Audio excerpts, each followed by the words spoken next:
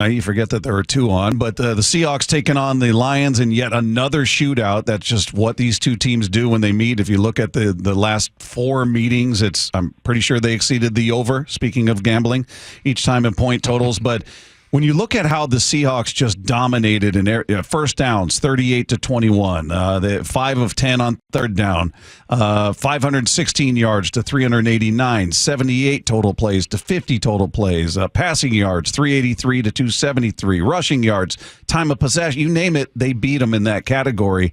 The only two they didn't beat them in was red zone, where the Lions were 5 of 5 and turnovers, 2-0 in favor of the Lions. Is that the difference? I mean, to see a team dominate every single category and end up losing by 13? Yeah, I mean, anytime you turn the ball over, that's always going to be probably the biggest indicator. So that's always going to be something. And so, obviously that was big. And then your production, your red zone production, and how you are in that is always going to be a big thing too.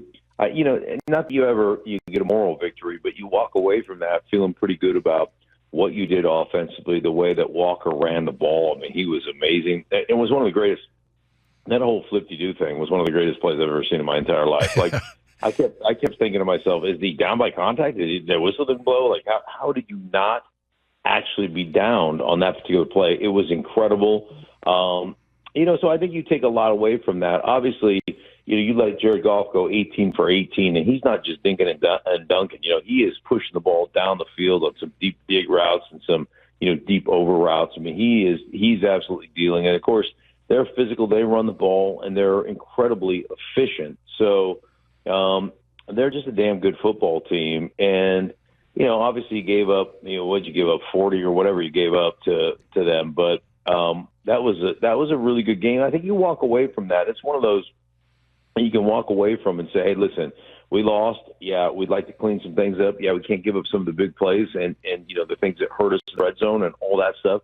But I think you do walk away from those games occasionally feeling pretty good about your football team, because I think the Lions are legit. They're big, they're physical, they have a great offensive line. They control the line of scrimmage most of the time. They do a lot of things exceptionally well. They've got talent.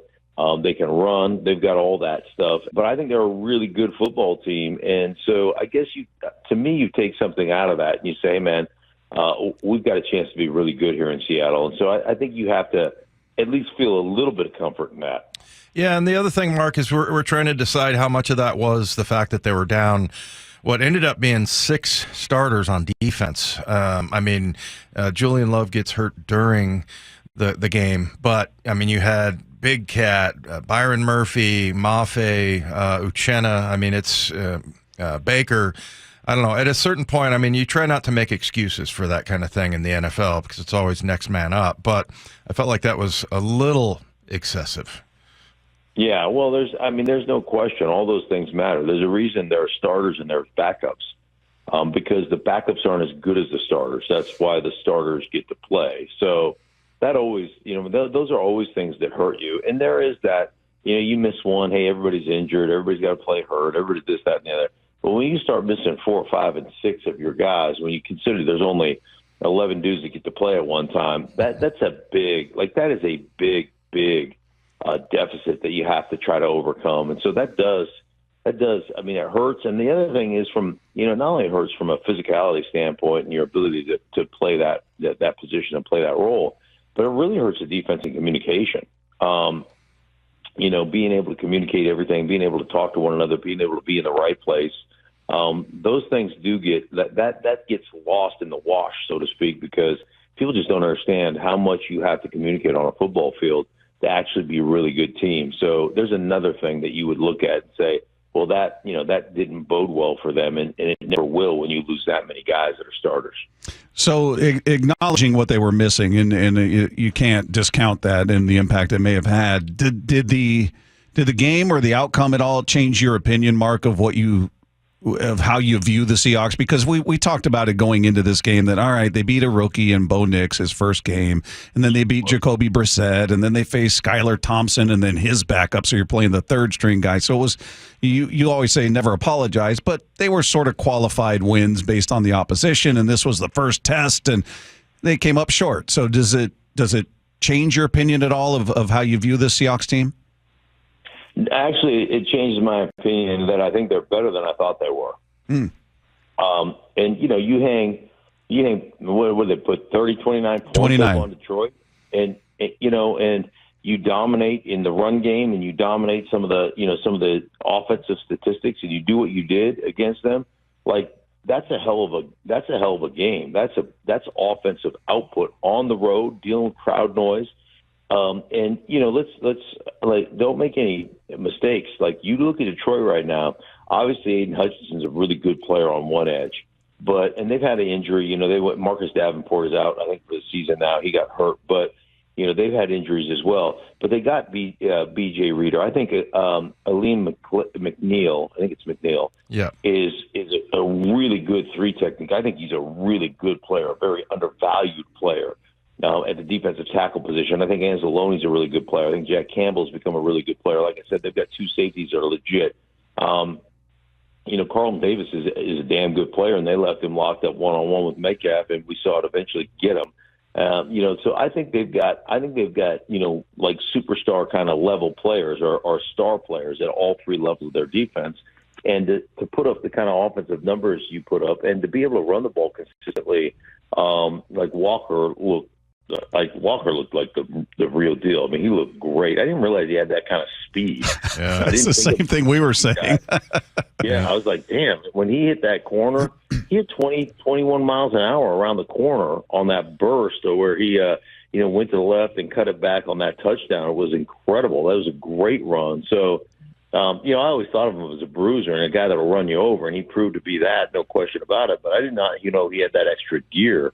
And so, I was really impressed. I love the young tight end they have. Like, that kid looked like a legit player, like he's going to become something. So, yeah, I was impressed with Seattle. I thought they acquitted themselves quite well. Yeah, I thought there was a ton to like offensively, especially, and And what about Jared Goff, man? It's 18 for 18. He had the one play where he spun out of pressure and throws a strike downfield. I mean, he's one of those guys that, I don't know, fairly. It's not similar to Geno's career, but I always like to see a career sort of resurrected, and you're seeing that right now. Well, of course, with Geno over the last couple of years, but you're seeing Sam Darnold now, just getting the right coaching. Do you think that's mostly what it is in these cases, or is it that the player learns or gets, just changes things, or do you think it's just the offense that he's put in and quarterback coaches? Yeah, I think ultimately you got to have people that believe in you. The best thing you can do if you're driving around, you have young kids, the best thing you can do for your kids is believe in them. And encourage them. And he got to Detroit, and Dan Campbell, they're 1-13. There are 3-13 his first year. They're 1-6 the start of his second year. He's getting booed everywhere. He told me the story. He's like, everywhere I go, I'm getting booed. I'm getting booed at the supermarket, for crying out loud. and yet Dan never wavered on him as the quarterback. Never. And then they started getting better players, and they started kind of coming together on scheme and their identity and what they wanted to be. And, he's been a top 10 quarterback now in my mind, for, a year and a half, maybe a little bit longer than that. So, I think he's an outstanding player. Now, I will say this. If you're in the Seattle locker room and he beats you on that, that little flip play quarterback, almost that Philly special where he's running Forrest Gump, or he looks like Bobby Boucher, just total spaz out there. Spaz. That's embarrassing. Could you imagine if I'm in the locker room and you're the guy that had coverage responsibility on that, and you got beat to the corner by Jared Goff? The amount of crap I would flip you, Dave, if that was you, oh my God. You would just want to retire and quit and go live in the mountains. Stink would send you into therapy, Dave, after that.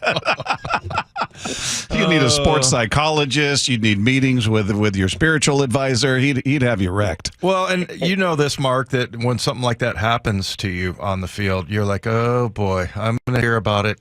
I was never afraid of getting benched or anything like that. It was like, what am I going to hear from my teammates when we put the film on? You know what? it's the times you walk back to the huddle and you just get your ass handed to you. Right? It's just like right ear hole shot, your feet are in the air. And I mean, as much as it hurts, like as much as it physically hurts when you wake up on the ground and you're like, oh shoot, it doesn't even compare to the mental anguish you go through as you're sulking back to the huddle, thinking to yourself, man, that's going to look bad on film. Exactly. Punishment enough. Anticipating team meetings and getting clowned. I got to tap out of this game with hurt feelings. Like, I got to go get – there are no ice bags for hurt feelings. You just got to go back and take it. It's awful. Yes. Yes, it is. Again, I don't know how closely you were watching this game, but I do want to get your take as an O-lineman, what you saw out of the O-line in this game, because it's been problematic to this point. They bring back Jason Peters at 42 years old. They obviously felt it necessary to go out and make a move like that. What did you see from what you saw in this one?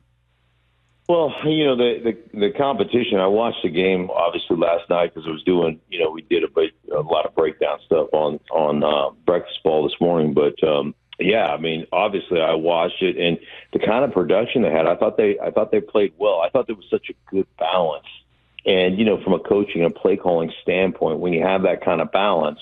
Again, it's always like putting tools in the tool belt of the offensive line, right? You get to be aggressive on pass pro. You get to do some things that change up your sets and that give false keys to defensive players. And so, from that aspect, the way they ran the ball, I thought they played well. I thought obviously Gino threw the ball exceptionally well. I thought he had some time to do that. So, I was impressed with both lines of scrimmage. I thought both lines of scrimmage played really well last night.